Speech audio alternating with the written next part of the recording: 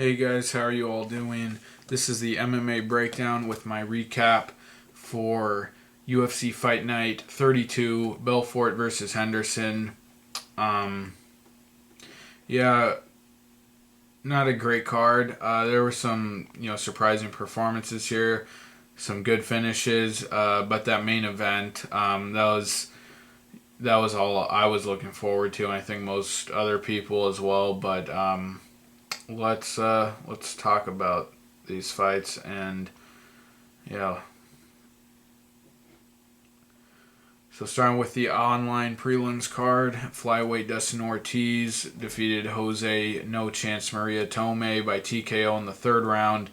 Um, I didn't know about Dustin Ortiz going into this fight. I tried to watch one of his fights on YouTube, but that's kind of boring, and I can really get into it. Don't feel like analyzing it. And Jose Maria Tome, we knew him from his last fight against Lineker. Got TKO'd in that fight. I believe it was an injury though, or something. Something that in my mind, as I remembered it anyway, didn't really kind of invalidated the win a bit. But I thought it was a brawler. Anyway, why am I talking about the last fight? Let's get into this fight. Jose Maria Tome, out of the gate, he was throwing some wild strikes. I think he dropped Ortiz at one point, not completely, but kind of hit him, and Ortiz's, he kind of dropped his head, looked like he was going down. There were a few grappling exchanges. I think Tome got on top. Ortiz also got on top a bit. And then at the end of the round, Tome locked up a guillotine. Didn't look like it was real tight, but kind of hard to call the round. I think I called it a 10-10 round, actually, because just not much happened. Second round, having trouble remembering. I think it was some more grappling exchanges. But anyway, the third round, Ortiz really started to take control. Showed some decent takedowns and control on the ground. Tome tried to scramble out, but Ortiz was able to maintain position and eventually took the back and started hitting with some kind of soft shots to the head and realized Tome wasn't really moving, not really defending too well, and then he just fired off a quick little flurry of hammer shots and punches to the head. And the ref called the fight. Tome was calling for illegal shots to the back of the head, and on the replay, you could clearly see he was hitting him behind the ear, which I believe is considered back of the head. But I didn't care. The fight was pretty boring overall, and something needed to happen. But good job for Ortiz. Coming in the UFC and taking this fight down in Brazil against a Brazilian. He got the win and he got a finish. And, it was kind of a boring fight. You kind of get the sense that neither of these guys belong in the UFC, but not opposed to it in this case. I think both guys should stick around because the flyweight division is in dire need of, just bodies. They need more fighters in that division. I need to grow it. So Dustin Ortiz, good win for him. Who he should fight next? Not sure. Probably one of the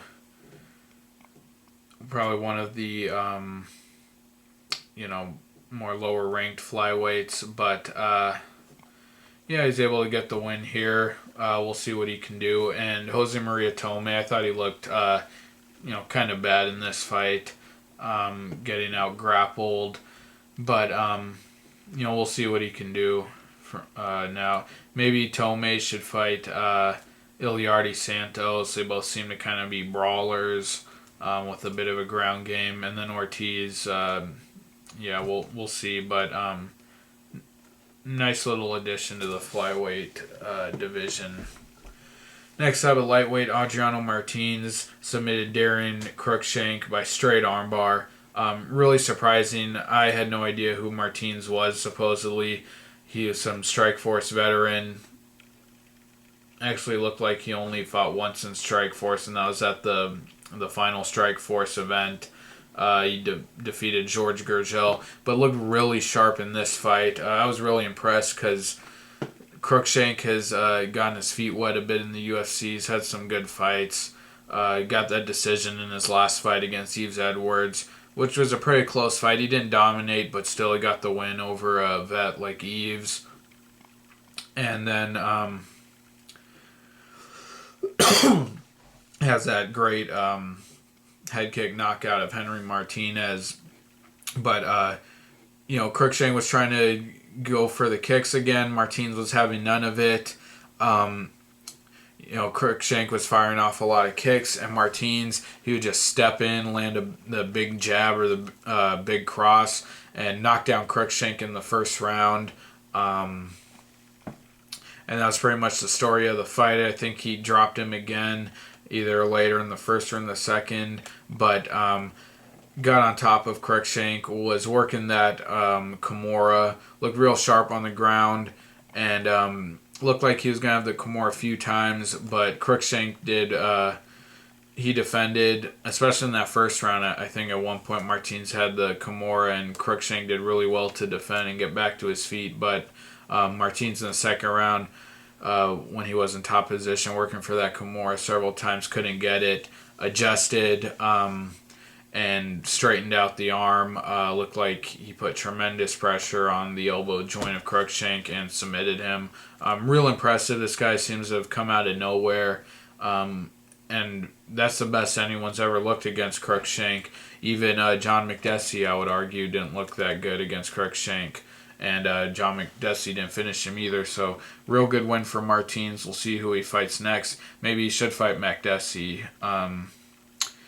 And Cruikshank, I'm pretty sure they're going to keep him around. He's kind of got a bit of a personality, and he's usually good for an exciting fight. This is his first time really being outclassed and dominated. But, Martinez, I was really impressed with him here. Really came out of nowhere and kind of shocked me just handling Cruikshank like that. Next up, lightweight Thiago Tavares submitted Justin Salas by rear naked choke. I picked Tavares going into this. Salas has been, just looks like a guy who has, doesn't belong in the UFC at all. Been very kind of ho-hum with his fighting style. Not real effective, never, coming close to finishing anyone, just a very kind of lackadaisical kickboxer. And Tavares was just all over him, got on top of him on the ground, and quickly worked for that rear naked choke, and he got it. Salas was overmatched here. Tavares, he's had good wins over Sam Stout. I thought he was beating Shane Roller before he got knocked out, but he does have some bad losses, especially in his last fight against Khabib. Nurmagomedov got brutally knocked out, but I think this guy can fight some mid-level guys and get some decent wins. I do think also he's not that big for lightweight. I think he'd be a great addition to the featherweight division if he can get down there. I think that would be a good move for him. But a good comeback win for Tavares. And Salas, I think he's gone, and frankly, I don't want to see him fight again. His fights have been pretty boring, and I don't think he's UFC caliber. Next up, at middleweight, Omari Akhmedov KO'd Thiago Perpetuo in the first round. Back and forth brawl, pretty exciting. Both guys looked a bit sloppy. Both were rocked at a few points. I think early on, Perpetuo caught Akhmedov with something, wobbled him, and then Akhmedov dove for the takedown, which really saved him, I thought, in this fight. Took the back at one point, locked in the rear naked choke, and wasn't able to get it. Perpetuo survived, got back to their feet. Perpetuo looked like he connected again. Looked like Akhmedov was wobbled and he was walking backwards. Thiago ran after him, and Omar was able to catch him with a hook, I think, as he was moving backwards, which put Perpetuo down, and then he followed up with a shot once Perpetuo was on his knees and put him out. So another good win by a Russian addition to the UFC. I think he's clearly not on the level that Nurmagomedov and Khabilov are in their divisions, but Akhmedov, I think, is this was a pretty decent performance. Looked like he was going to get knocked out a few times, so I think he has some holes, and he's already shown, how he can be beaten. But a decent win over Perpetuo. Perpetuo, really long layoff for him. Last fight at UFC 147, where he did get a finish, but on Tough Brazil won, and then his last fight, looks like a decent guy. Fights hard, goes for the finish, but fell in this fight. I don't know how far he can go. I'm pretty sure the UFC won't cut him. They seem to really like these guys from the Tough Brazil show to fill up these Brazilian cards. But he's a real big boy. He's got big legs. A big guy in that middleweight division. I think he's good for some exciting fights, especially at the lower to mid level. He can keep fighting other tough veterans. But yeah, Akhmedov moves on. I don't think he's going to do big things, but we'll see. Next up, featherweight Sam Sicilia knocked out Godofredo Castro Pepe, and I really have to eat my words here, although I didn't put out my prediction video for this, but I thought Sam Sicilia, in all seriousness, had a case for being the worst fighter in the UFC before this. The guy was just a big brawler who rarely connected with any of his haymakers and didn't use any kind of wrestling game, and who had been knocked out before. But real improvement, game plan wise, and holding back on his feet, not just going all out and spending all his energy in the first round, but took Pepe down. So that was an improvement already. Using wrestling, I don't think he.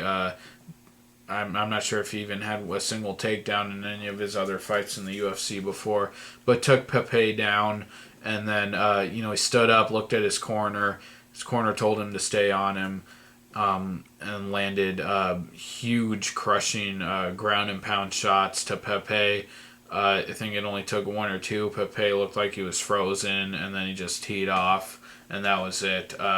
Pepe got smashed. This is a guy who, he looked decent on Tough Brazil 1, kind of a good grappler. He's an arm lock guy. But he just loves being on his back way too much. In the Honey Jason fight, he was pulling guard like crazy, and that's why he lost the fight, because Honey was just on top, and the only reason they got there is because he was pulling guard. He had the fight against Milton Vieira. As I remember, that was a more active fight, more back and forth. And his last fight against Felipe Arantes got put on his back and just crushed. The guy doesn't have a striking game, and if he's not on top of you working for an arm lock, doesn't seem to have much of a guard game or a jiu-jitsu game either. So a good improved win for Sicilia. I remember him from The Ultimate Fighter. I remember he had like that 8-second knockout to get into the house, and I was real excited about him, but then lost in the house in the UFC. I thought he was, looked pretty terrible, as I had said, but looked good here, and he's an exciting guy. He has big power. I just would like to see him, be a little smarter with his fighting style and use more skills, and he definitely did that here, so I'm excited to see him move on. Hopefully he continues his success from here on out. Moving on to the main card, kind of a mixed bag. Had some really good performances and then some just dud fights that were really hard to get through. But at featherweight, Jeremy Little Heathen Stevens knocked out Honey Jason. I hate to say it, I took Honey Jason in this fight. I thought Jeremy Stevens, for a while he's kind of been slowly kind of regressing. And his last fight against Esteban Payan, taking on a newcomer in the UFC, I thought he should have finished him, and he wasn't able to. But Honey Jason looked real good, and I understand, he's only fought, tough veterans, guys who weren't even close to winning their seasons of The Ultimate Fighter. I just thought, Honey Jason, he's on the rise, and I thought he had more heart at this point than Stevens, but Stevens really rejuvenated his career here. Honey Jason, I think, landed a kick or something early on, and then stepped in to throw a hook, and Stevens just nailed him with a kick to the head. Jason fell back. He was frozen, couldn't move his head, and Stevens followed up with a vicious punch, which was just, I thought it was disgusting, but can't really blame the guy if the ref doesn't get there in time, but still I thought it was just ugly to watch. And huge knockout over a guy who's had some success in the UFC. Real great win for Stevens. Honey Jason was definitely overmatched here, though. I mean, a guy with 3 fights in the UFC against non-UFC caliber guys, and then Stevens, I think this is his 18th fight or so in the UFC. Just kind of a squash match in a way, but still really impressive win for Stevens, and I think he can go on to fight anyone from here. I mean, he could definitely fight Cub Swanson. That would be a great fight.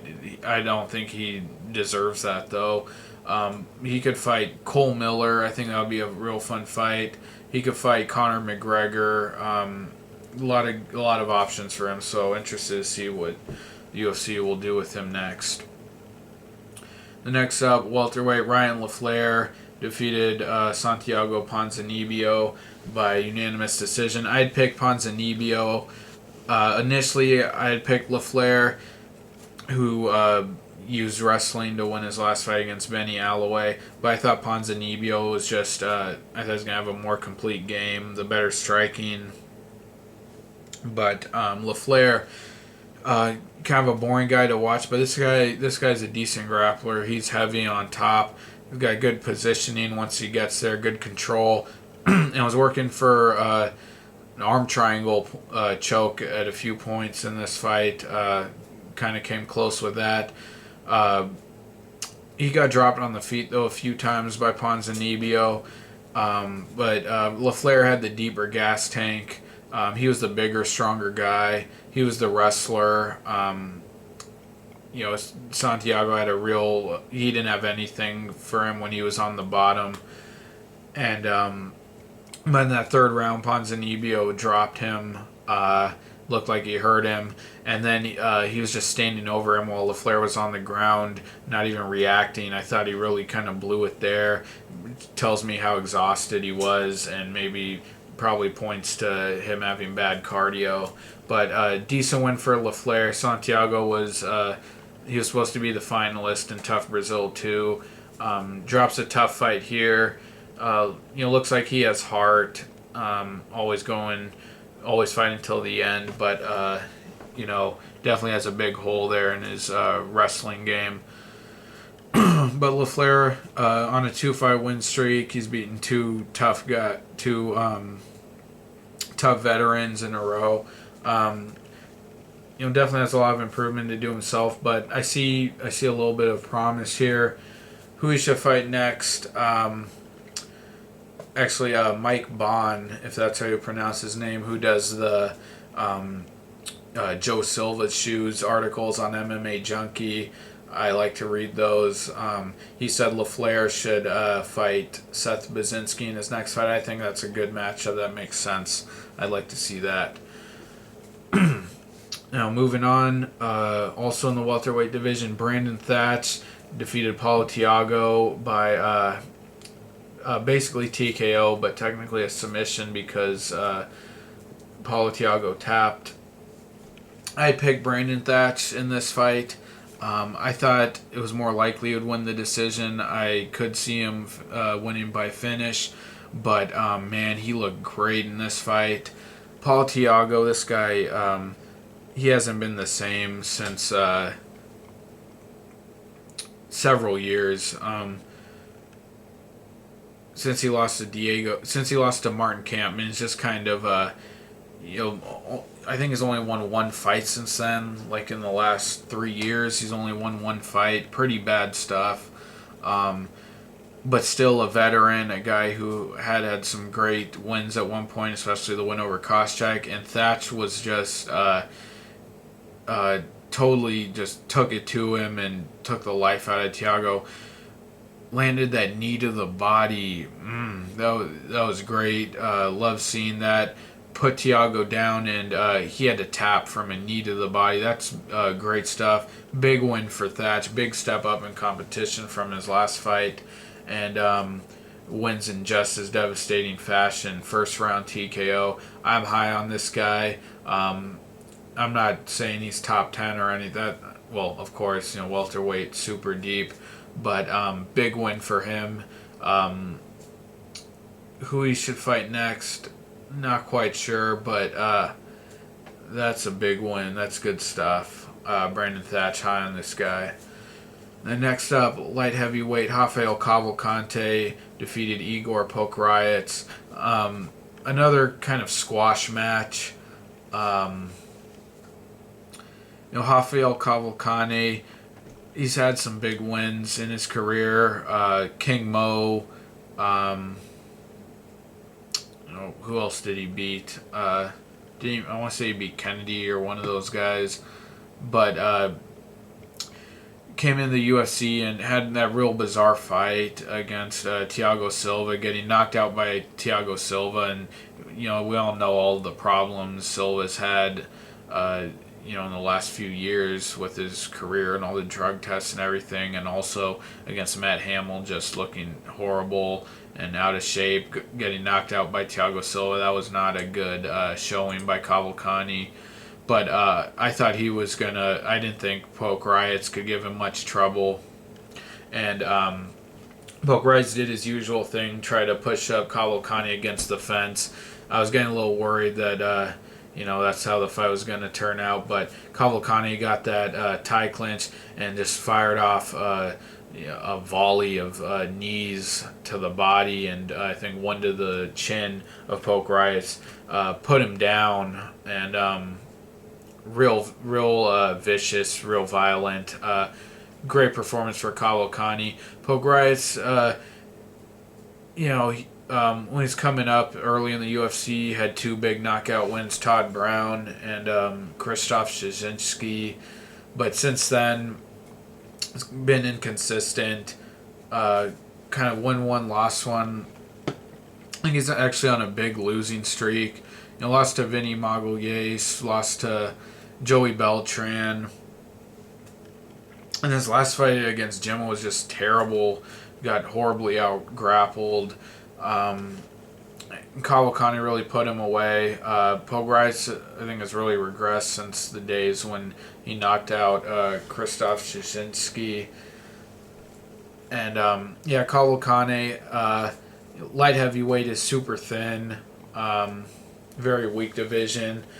I think there's some good fun matches for him. You can definitely get a lot of use out of him, but I don't think he can challenge for a title or challenge any of the real contenders. Although I think a fight with him and Gustafsson, even though Gustafsson already has a fight, I think that's much better fight than Manua for Gustafsson. I think that would be exciting. But Cavalcante, I don't know.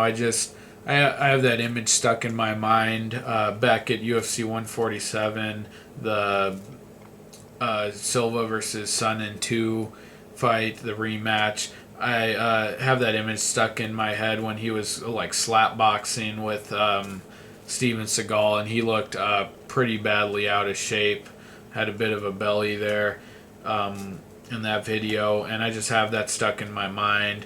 That combined with his knockout loss to Thiago Silva in his last fight, I don't know, those things make me think that he's not training hard outside of the cage. He has a problem. He has some trouble keeping in shape. So I don't think he's gonna be able to challenge for a title or get past any of the top contenders at light heavyweight. But definitely some fun matchups for him. He could fight Little Nog, who was supposed to fight. Gustafson. He could even fight Daniel Cormier, though. I'd be okay with that. But real good performance here for Fei Zhao. Next up in the co-main event, Cesar Mutanche Ferreira defeated Daniel Sarafian by unanimous decision. Ferreira, well, first of all, this was a pretty terrible fight. Really boring. Ferreira, though, I'm really surprised because I thought he was a lot better than this. I was really high on this guy. Looked great on Tough Brazil 1. Had a big head kick knockout and showed a really good guillotine choke. And also in his last fight against Thiago Santos, had a great modified guillotine choke in that fight. But I thought this guy was a killer finisher. He's big and strong for that middleweight division. But early on, Sarafian just charged forward, closed the distance, landed some big shots. I think at one point in the second or third round, connected with a big shot, almost dropped Ferreira. But Ferreira just used his wrestling to win this fight. And he came close once with an arm triangle, didn't get it. But didn't really open up with any ground and pound, just held position, and it was pretty boring. It was not impressive. Sarafian couldn't get up from bottom, and pretty bad fight. And Ferreira, just a huge kind of step back in his in his performance level from his last few fights, looking like a killer. But they're going to keep both of these guys around. I think these guys can improve a bit. Not to be top 10 guys, although I thought Ferreira was on his way to becoming that from his last performances, but not anymore now. But, that's basically what Tough Brazil is, It's not very deep. Tough in America is not even, that great anymore. But as far as producing high level talent, but they're gonna keep these guys around. They need these Brazilian guys to fill up all of these Brazilian cards they're doing, which I'm not a fan of. But not a good performance by either guy here. Now the co-main event, Vitor the Phenom Belfort just ran through Dan Henderson, just destroyed him in the first round. I was really excited for this fight. I'm not excited one bit by the outcome here. I expected this. Not to look quite as easy as that, but I thought Belfort was going to knock him out in the first round.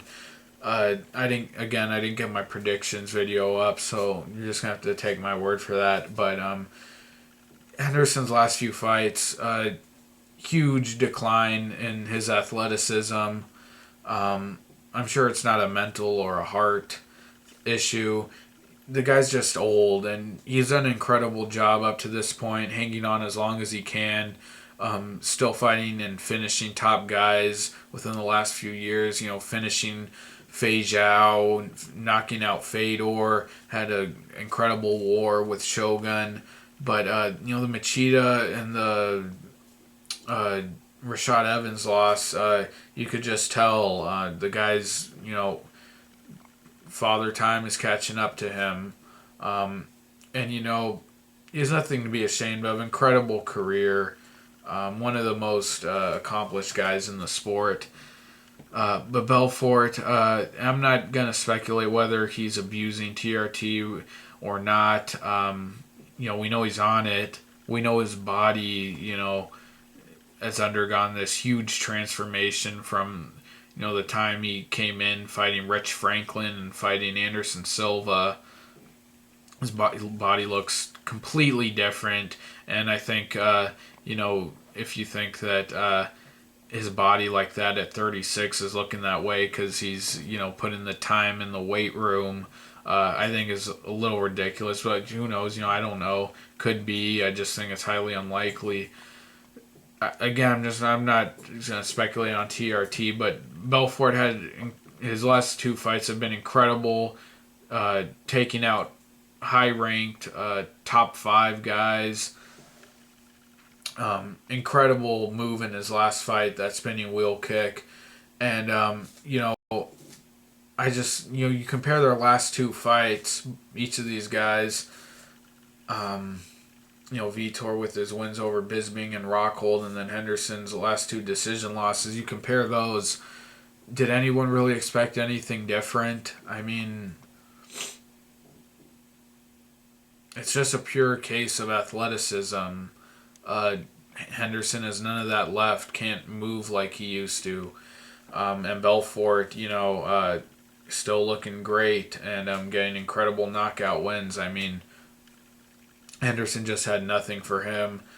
Guy can't he can't move around like he used to be able to even 3 or 4 years ago. But and that's why I say, like, I didn't like seeing this. Dan Henderson is so beloved. One of my favorite fighters of all time, and he just got destroyed. And I don't think it does anything for Belfort. I mean, at least for me, I don't look at him any differently after this win than I did after his last win. Knocking out a young guy who's a champion in another organization, top ranked guy. This win does nothing for me. They just put this together pretty much for the Brazilian crowd, I think, and really kind of a I'm not gonna say squash match, but in a sense, you look at, again, comparing their last 2 fights. Henderson did not belong, in this fight with Belfort. He didn't deserve it, for one thing, and I just think it wasn't. I didn't think it was going to be competitive. I mean, Henderson always has a chance to land that right hand, but time has clearly caught up with this guy, and Dana White saying he wants a new deal, wants to negotiate a new 4-fight deal. Please, I don't want to see that at all. He can't get past Belfort. He's not going to get past any of the other top guys at middleweight or light heavyweight. I don't want to see him get knocked out again. It's time to hang it up. Incredible career, but that was pretty sad to see. And again, Belfort just completely ran through him. Good for him. First guy to knock out Dan Henderson, but again, 43 years old and had pretty unimpressive performances last few fights. Not a fan of this fight, but Vitor moves he moves on, and Dana White saying he'll get the next shot at the winner of Silva Weidman 2, which I think he deserves. I thought he deserved that after his last fight. He didn't need to end Dan Henderson's career for him to get that shot. But anyway, those are my thoughts on UFC Fight Night 32, Belfort versus Henderson. Check out my predictions for UFC 167, GSP versus Hendricks. Thanks a lot for watching, guys. Please like the video, comment with your thoughts, or challenge me on anything I said. And please subscribe. I definitely appreciate it. But thank you for watching. Take care, and I'll see you guys later. Bye.